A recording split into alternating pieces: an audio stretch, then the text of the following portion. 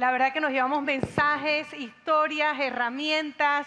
Qué enriquecedora esta ponencia para empezar este congreso maravilloso que vamos a tener durante 2 días. Y para seguir ahondando en la importancia del liderazgo como eje de transformación, contamos ahora con la intervención de Noemí García San Juan, reconocida académica y especialista en el ámbito de la educación, la psicología y la mediación familiar. Doctora en Ciencias Sociales por la Universidad Pontificia Comillas, con mención cum laude y máster en investigación sobre familias. Ha desarrollado una brillante trayectoria como investigadora y docente en diversas universidades, entre ellas la destacada UNIR. Bienvenida, Noemí. Muchísimas gracias por estar aquí. Muchísimas gracias. Adelante. Gracias. Buenas tardes. Bueno, para mí es un placer tener la oportunidad de compartir con ustedes de manera breve algunas reflexiones, y lo cierto es que justo después de escuchar a Alex Rovira, pues probablemente algunas de las cuestiones simplemente que yo quiero lanzar para, bueno, que despierten, que movilicen en cada uno de ustedes, seguramente estarán mucho más fundamentadas y seguro que tienen un encuadre un poquito más completo, ¿no?, del que yo podría facilitar en este brevísimo espacio.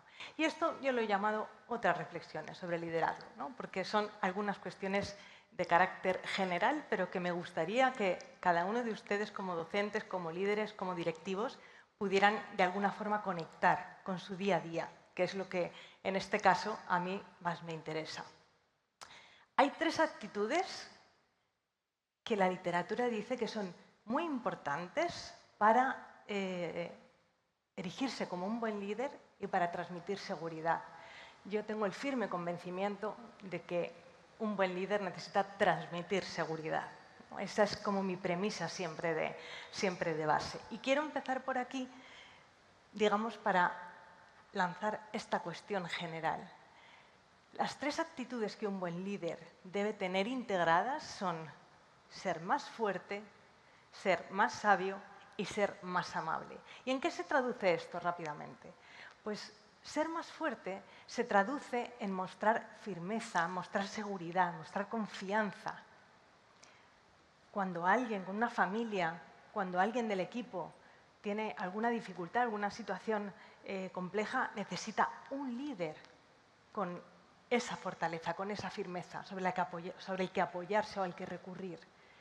Pero también necesitamos ser más sabios, entender mejor las situaciones, ser capaces desde una perspectiva quizás o desde un lugar un poco más alejado de entender la situación, de dar una explicación, de comprender esas necesidades y esas dificultades que el equipo puede estar enfrentando. Pero por supuesto también ser más amable, primando el bienestar del equipo, del claustro, de las familias, de nuestros alumnos y nuestras alumnas y de aquellas personas para las que nosotros somos líderes. Y esto que conecta de alguna forma con lo que Alex Rovira nos comentaba antes, pero llevado a situaciones más concretas, que es lo que yo quiero, que ustedes se sientan de alguna forma llamados y aludidos en su día a día, es cómo las experiencias previas, las creencias y las expectativas influyen en nuestro día a día y también en nuestro desempeño y en nuestro quehacer desde el liderazgo, ¿no?, como líderes. Y yo pensaba en 2 ejemplos concretos. Somos directivos de un centro y hemos tenido la experiencia de contar con un docente, de contar con un profesor, que era una persona que tendía a proponer cambios constantes, a manifestar como una disconformidad, pero sin proponer soluciones, a generar un cierto malestar en el equipo. Ese docente se marchó y llegó un docente nuevo, que además llega el primer día en el primer claustro y dice: yo tengo una idea buenísima para esta cuestión que están ustedes planteando, porque en mi centro anterior funcionaba esto y hacíamos estas otras cuestiones y hemos tenido mucho éxito. Y probablemente ajustándolo lo podemos aplicar también. Una segunda situación que se puede encontrar un directivo. Una familia, los apoyos naturales, el padre, la madre o quien corresponda de un estudiante, son docentes como nosotros. Y hemos tenido alguna experiencia previa de docentes, padres de familia, que nosotros percibíamos que cuestionaban, ¿no? Y que parece que nos estaban diciendo todo el rato lo que teníamos que hacer y que nada les parecía bien y que ellos sabían mejor que nosotros cómo teníamos que actuar con respecto a nuestra clase, con respecto a nuestro centro, con respecto a nuestro grupo de alumnos. Estas han sido dos experiencias que nosotros hemos vivido. ¿Y cómo pueden condicionar estas experiencias previas en futuras situaciones? Pues en realidad pueden condicionar de dos maneras. Pueden condicionar cuando yo conecto con estas experiencias previas desde una perspectiva negativa y automáticamente, ¿qué sucede? Saltan todas las alarmas. Todas. Y entro en una actitud defensiva. ¿Y qué me pasa? Que mi actitud empieza a ser más seria, menos receptiva. Me vivo como cuestionado o como cuestionada. Y por supuesto, esto va a bloquear algo que para nosotros es fundamental, que es construir una alianza de cuidados. Necesitamos que exista esa alianza con los docentes, con las familias. ¿Por qué? Porque esa es la manera en la que vamos a favorecer el desarrollo no solo académico, que es muy importante, el desarrollo integral de los niños, de las niñas, de los adolescentes que están en nuestros centros. Pero puede que no conecte con esas experiencias previas. Puede que yo diga, bueno, esto ya sucedió. Esta era una persona y ahora este profesor es otro. Y de repente mi actitud es abierta y receptiva. Ay, cuéntame, ¿cómo era eso que hacíais en ese centro? Porque quizás podemos transferir la experiencia, podemos aplicar algunas de las cosas que han funcionado bien allí. ¿Por qué no? Profundicemos. O estos padres. Bueno, pues ciertamente unos padres conocen muy bien a sus hijos. ¿Por qué no voy a escuchar desde ahí? En lugar de sentirme cuestionado, en lugar de sentirme amenazado, voy a escucharles. Y voy a perder un poco el miedo a ceder parte del control. Voy a permitir que las familias también en algunos momentos asuman un cierto control. Es como un equilibrio. Y habrá momentos en los que yo, como docente o como directivo, sea quien asume en mayor medida. Pero les voy a permitir, porque además esto sí me va a favorecer crear esa alianza de cuidados. Yo siempre me gusta preguntar, la escuela educa y la familia cuida, ¿no? Y en general siempre encuentro cierto acuerdo. Ya, pero no nos olvidemos que la escuela educa y cuida, y la familia cuida y educa. Es decir, es algo que se hace desde esos dos subsistemas, desde esos dos entornos, de manera absolutamente fundamental. En la medida en la que nosotros consigamos que esto tenga una cierta coherencia, dejaremos de vivirnos como rivales y ¿sabéis lo que vamos a evitar? Los conflictos de lealtades en los niños. Porque si llevamos a un niño o a una niña a un conflicto de lealtades, ¿hacia quién van a virar? Hacia sus familias, naturalmente. Porque de ellos dependen para sobrevivir, de ellos han dependido para sobrevivir. Así ha de ser. Pero evitemos esto. Tratemos de que esas experiencias previas no nos contaminen en el momento actual. Pero hay otras cuestiones que también nos pueden jugar a veces pasadas regulares, ¿no? Por no ponerlo tan en negativo, que son esos ideales, esas necesidades y nuestras propias historias de vida. ¿A qué nos referimos con todo esto? Todos tenemos ideales en nuestra cabeza, todos tenemos de alguna forma construida una imagen. Si yo preguntase aquí en este foro, ¿cuál es el ideal de centro educativo para ustedes? ¿Cuántas líneas debe tener por curso? ¿Qué composición de alumnos? ¿Qué número de alumnos? ¿Qué ratios? ¿Qué sistemas de evaluación? ¿Qué sistemas pedagógicos? ¿Cómo vamos a funcionar? ¿Cómo debe ser el claustro? Probablemente encontraríamos muchísimas diferencias, pero inevitablemente tenemos una idea en la cabeza. ¿Cómo debe comportarse una familia? ¿Qué expectativa tenemos, ¿no? de la familia? ¿Qué esperamos de una buena familia con respecto a nosotros como docentes? Y, por supuesto, ¿qué es ser un buen alumno? Yo siempre digo, hay buenísimos alumnos porque tienen buenos resultados académicos, porque son chicos y chicas con un comportamiento positivo a ojos del docente. A mí siempre me han preocupado más los adolescentes que no daban ninguna guerra, ¿no? Esos adolescentes tremendamente sobreadaptados, que todo les parecía bien. No, pero si es que siendo un adolescente, en realidad lo que le tiene que parecer bien es más bien poco, ¿no? Y tienen que tener otro tipo de actitud. Entonces, ¿cuál es mi idea de todo esto? Porque en la medida en la que las situaciones que yo vivo se asemejan más o menos a mi ideal, entonces mi nivel de aceptación es mayor o es menor.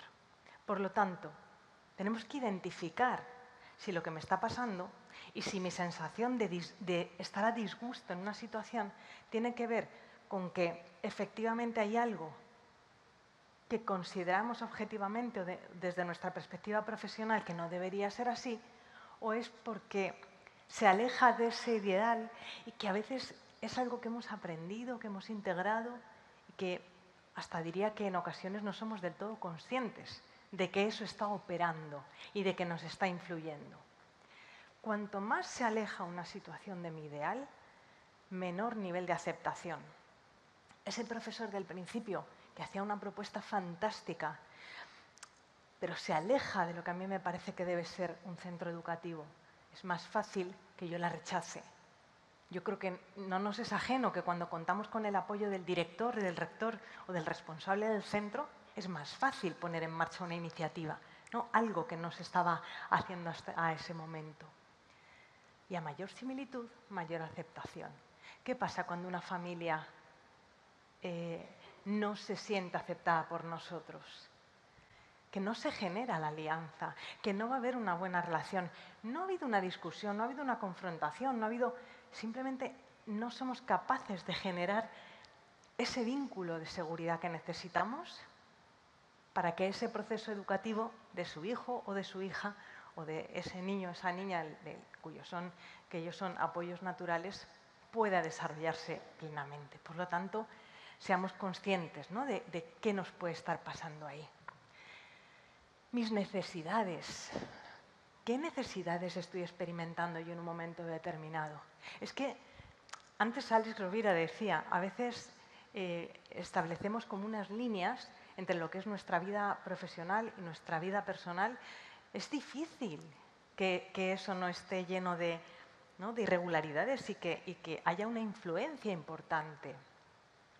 Mi estado influye en la interpretación de las situaciones. ¿No les pasa que cuando tienen un mal momento o una situación personal difícil, un estado de ánimo complicado, una necesidad de apego activada probablemente, la interpretación de las situaciones alrededor es peor? ¿No les ha pasado que se despiertan por la noche en algún momento con un pensamiento y de repente toma muchísimo poder y nos angustiamos y empezamos a... Pues ahí tenemos que ser conscientes también de cómo una necesidad que yo pueda estar experimentando puede estar influyendo en cómo yo interpreto el comportamiento de una familia, la respuesta de un docente, el funcionamiento de un claustro, y quizás estoy poniendo un poco más de mí de lo que en realidad está sucediendo. Por supuesto, yo quiero romper una lanza por el directivo. El directivo asume una responsabilidad enorme. Es una persona, además, y le pasan cosas, ¿no? Las vidas están llenas de diferentes situaciones. ¿Cuánto se ha incrementado la carga administrativa para un directivo en un centro? De una manera muy importante. A veces están abrumados de carga administrativa. Pero ¿cuánto de compleja es cada una de esas responsabilidades que asumen en la relación familia-escuela, que esto nos daría para muchísimo, en las relaciones dentro del claustro, y su propio ciclo vital, ¿no? Hay momentos en los que uno de repente tiene hijos adolescentes, está en ese periodo de mitad de la vida. A mí no me gusta hablar de crisis de la mediana edad, pero bueno, algo así. Coincide además con... Tengo a mis padres ya que empiezan a necesitar ayuda. O sea, mis padres se están apagando. Yo no sé si esta es la vida que quiero y por donde quiero continuar, si este plan que hice es el que quiero mantener. Tengo hijos adolescentes que requieren de un muro de contención en este momento y yo no puedo más. Y además, laboralmente, tengo muchas responsabilidades. Por eso también creo que es muy importante que seamos conscientes de que somos personas también, ¿no? Y que atravesamos momentos muy diferentes.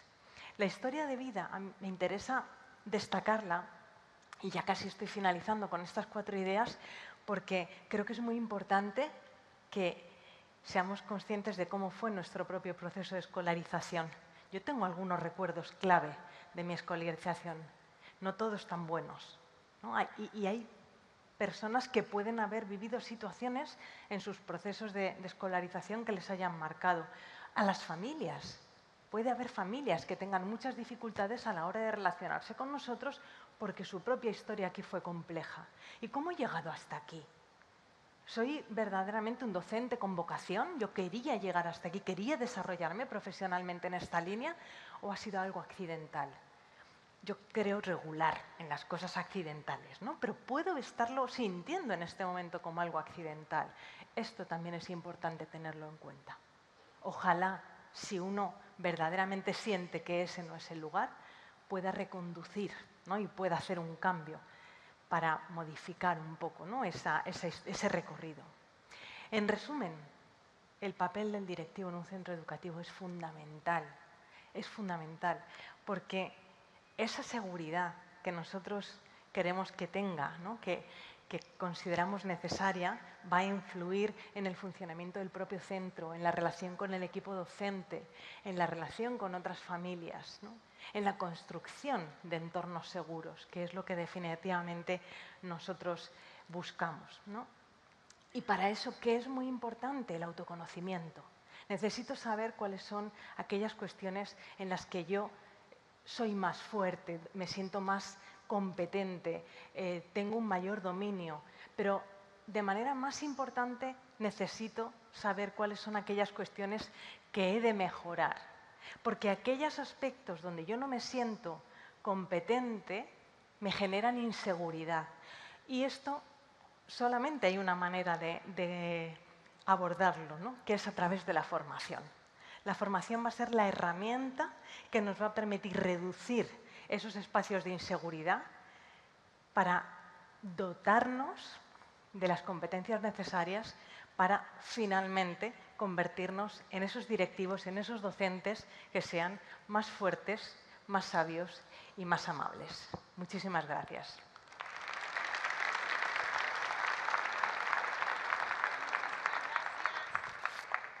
Noemí, muchísimas gracias por esta ponencia y por hablarnos, por supuesto, de las expectativas que todos tenemos, las necesidades y, por supuesto, las historias.